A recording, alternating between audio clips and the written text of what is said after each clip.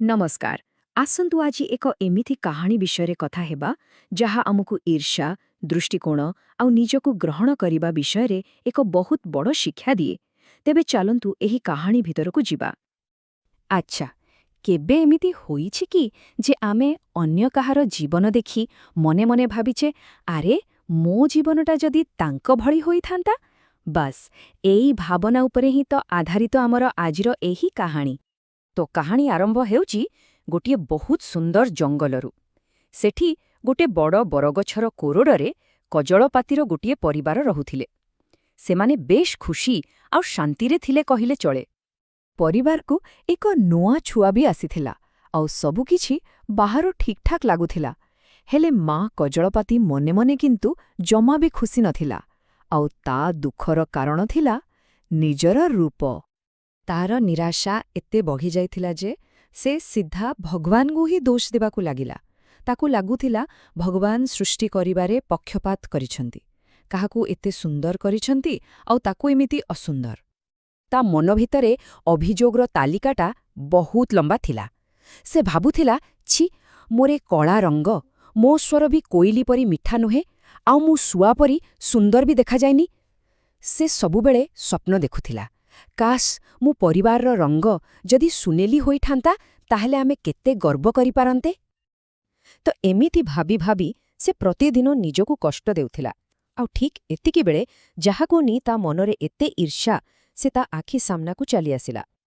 हठात कौन हेला ना सेही गच्छ डालरे आसी बसिला गोटे बहुत सुंदर शुआ।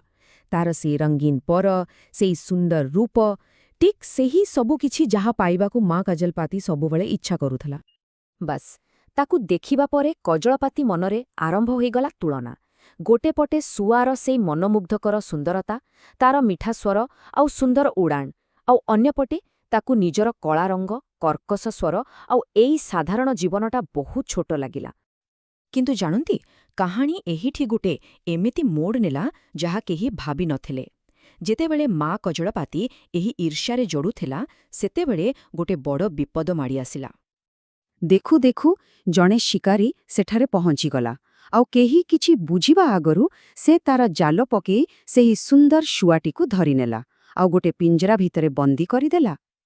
आउ ए सबु किछि घटिगला माँ कजलपातीर आखि सामनारे। एही दृश्य तार सबु भावनाकू तार सबु विश्वासकू जेमती दोहलाई देला। एइछि गोटे बड़ प्रश्न आसुछि, जेउ सुंदरता पाणी से एते ईर्ष्या करुथुला ताहा प्रकृतरे वरदान थिला न अभिशाप। सुआर ए अवस्था देखि ता देह भयरे थरीगला, किंतु से भय भितरे ता मनरु सबु ईर्ष्या कुआडे उभेईगला आउ ता जागारे आसिला कृतज्ञता।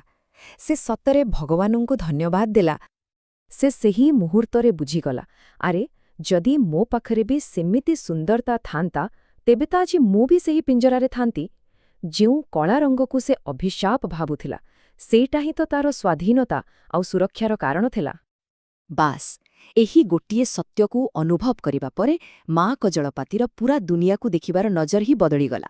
से सृष्टिर प्रकृत रहस्यकू बुझिपारिला। एठी सबुठु बड़ शिक्षा हेउची आमर दृष्टिकोण।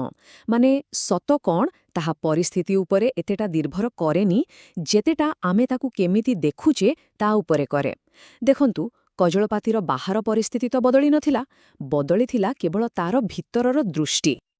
आउ जेतेबेले से एही सत्तकू बुझीगला ता मन भितरु सबु दुख सबु हीनमन्यता चालीगला।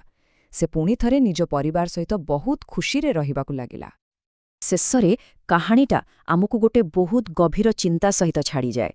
भगवानंक सृष्टिरे किछि भी भूल नाही, सबु किछि निज जागारे संपूर्ण। समस्याटा आम मनरे जहा सबुबेले तुलना करे आउ असंतुष्ट रुहे। हुए तो प्रकृत खुशी बाहरे क्योंठी नुहे, बरं निजकू जेमिति अच्छे सेमिति ग्रहण करि नेबारे ही लुचि रहिछि।